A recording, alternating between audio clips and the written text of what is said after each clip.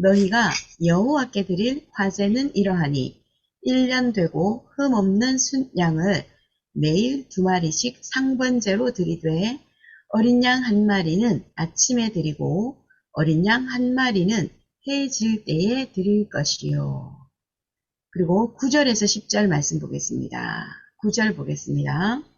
안식일에는 1년 되고 흠없는 순양 2마리와 고운 가루 10분의 2에 기름 섞은 소제와 그 전제를 드릴 것이니 이는 상번제와 그 전제 외에 매 안식일의 번제니라. 아멘. 나의 영적 시스템을 준비하라입니다. 오늘 말씀에 보면은 화제도 나오고 상번제, 번제, 전제, 우리가 평소에 사용하는 단어가 아닌 제사의 이름들, 제사의 종류들을 오늘 볼 수가 있습니다. 고대 근동 시대에 대부분의 종교들이 하나님 앞에가 아니라 자기네들 신들에게도요, 희생 제물을 바치는 것이 고대 근동 제사의 제도였습니다. 그래서 이스라엘 백성들이 하나님 앞에 하나님 앞에 제사를 드릴 때에 비슷한 모습이거든요. 그런데 이스라엘 백성들은 다릅니다. 비슷한 것 같지만 다릅니다. 하나님께서 시내산에서 모세를 통해서 주신 말씀과 명령에 따라서 제사를 드렸습니다. 그래서 레위기에서 그 제시되어져 있는 하나님이 주신 절차들은 성소가 있어야 되고 단이 있어야 되고 그리고 그 직무를 감당할 수 있는 제사장이 있어야 되는 전제 아래서 제사를 드렸습니다. 모든 하나님이 명령하신 모든 제사들은 속하는 그리고 죄를 덮는 이라고 하는 단어들이 다 포함이 되어 있는데요. 지금 이 시대에 우리는 이 모든 것을 예수 그리스도가 단번에 십자가에서 죄를 해결하신 부분들이 있습니다.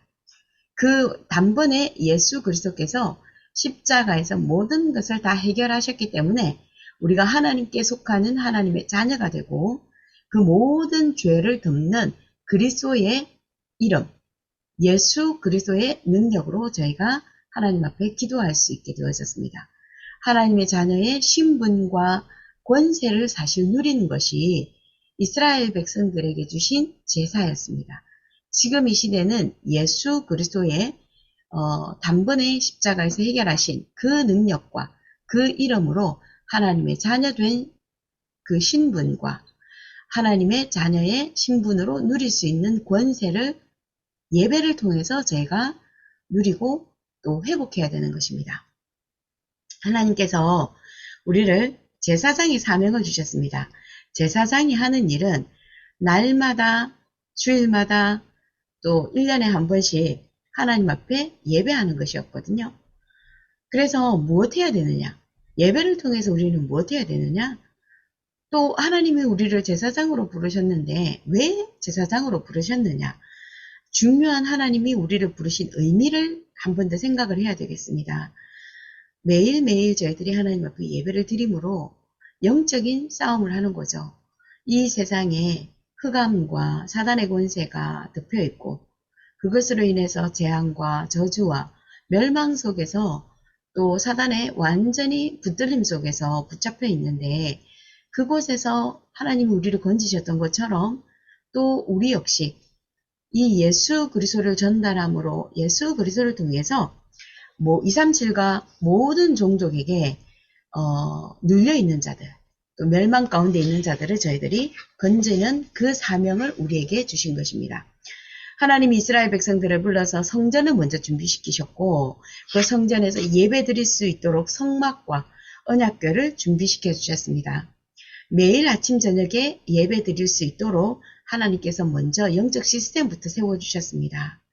하나님께서 이스라엘 백성들을 출애굽이라고 하는 그 기적을 일으키시고 가나안 땅으로 인도하시는데 가나안 땅 들어가기 전에 예배, 영적 시스템부터 준비하게 하신 이유가 노아의 그 홍수처럼 또 바벨탑처럼 모든 것 다 준비되어졌는데 다 이루어 놓았는데 망할까봐 바벨탑처럼 내가 원하는 것을 한참 열심히 하다가 결국에는 무너지지 않게 하기 위해서 하나님은 우리에게 영적인 시스템을 허락해 주셨습니다.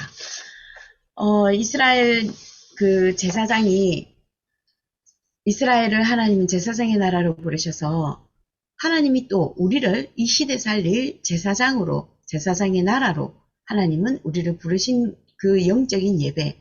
그래서 오늘 나에게, 이번 주간 나에게 하나님 앞에 예배를 드리는데 나는 어떤 영적 상태로 하나님 앞에 예배를 드리는지, 그리고 나는 어떤 영적인 힘을 얻고 있는지, 또 영적인 힘을 어떻게 얻고 있는지 우리가 한번 점검해 봐야 되겠습니다. 그리고 영적인 힘이 있을 때에 반드시 세상을 리드해 갈 수 있는 그 힘, 그것을 하나님 우리에게 결과로 열매로 주시는 것인데, 내 힘으로 하는 것이 아니라 하나님이 나와 함께 하심으로 하나님이 하시는 살리는 것, 그리고 능력을 얻게 하는 것, 또 살리게 하시는 것을 우리가 보아야겠습니다. 하나님이 1년에 한 번씩 이스라엘 백성들에게 새 절기에 집중하라 그랬습니다. 6월절, 그리고 수장절, 오순절 하나님께서 주셨는데요. 6월절을 통해서 하나님은 완벽한 그리스도 안에서의 구원을 우리에게 허락해 주셨고, 오순절을 통해서 하나님이 완전하게 우리를 인도하심에 대해서 계속해서 확인시켜 주고 계시고요. 또 수장절을 통해서 천국의 배경이 우리의 배경인 것을 날마다 확인시켜 주셨습니다.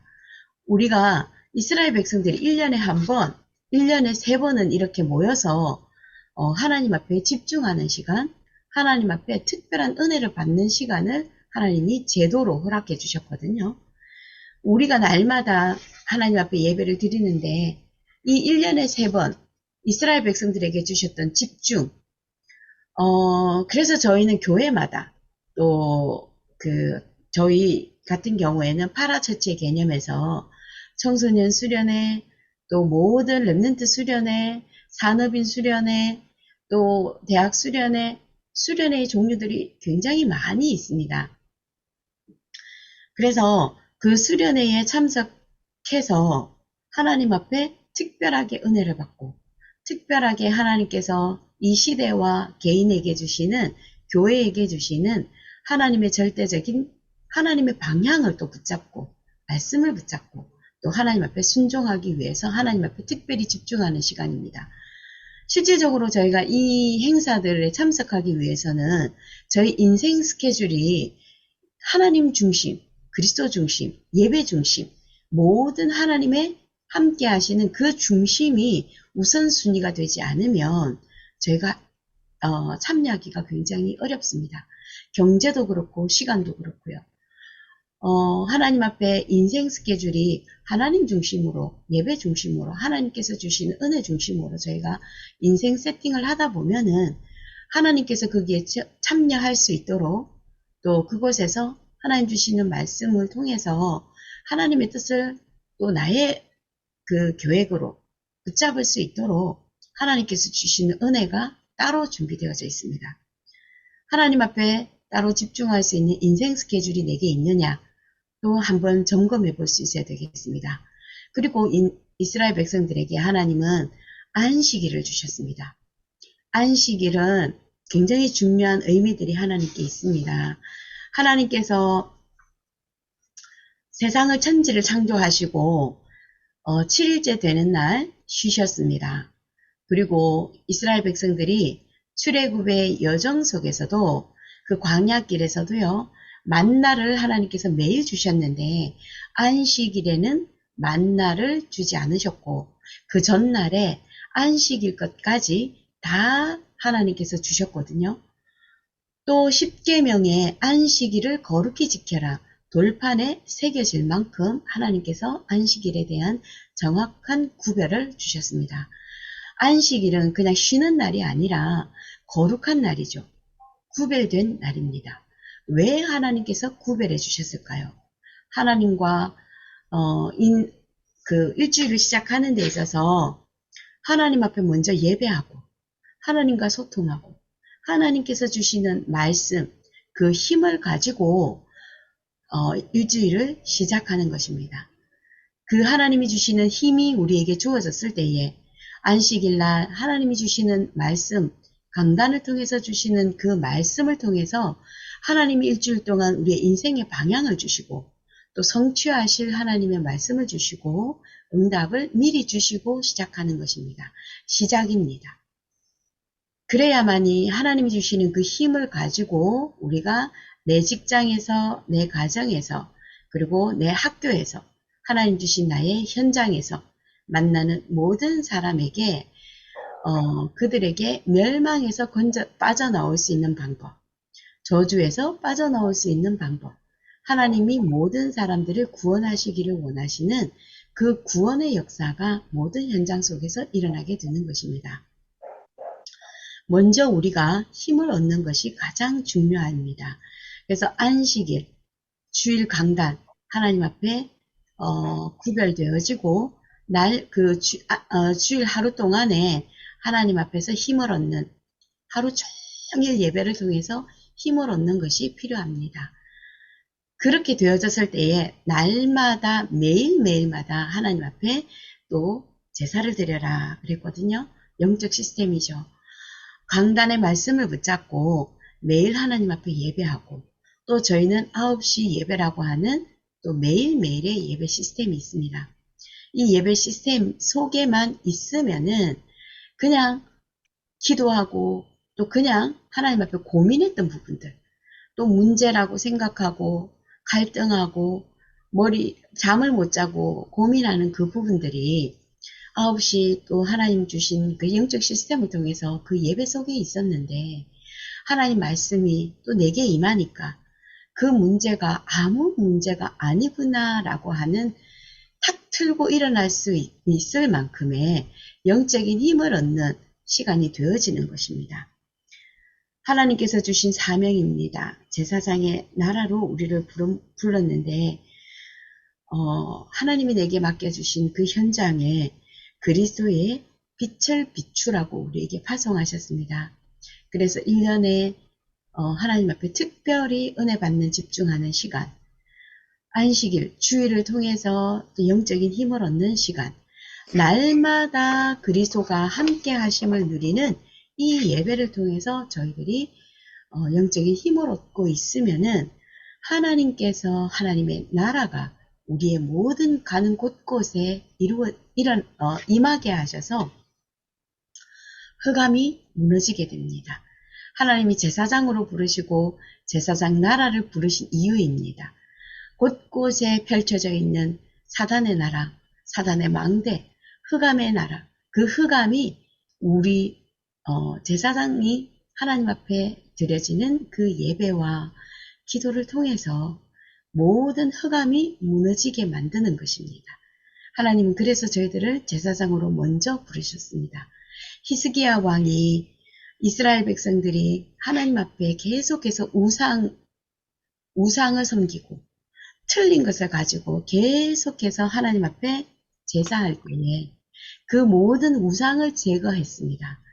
제사장의 모든 직무를 회복시키셔서 예배를 회복하게 만들었습니다. 곳곳에 말씀운도 일어나게 했습니다.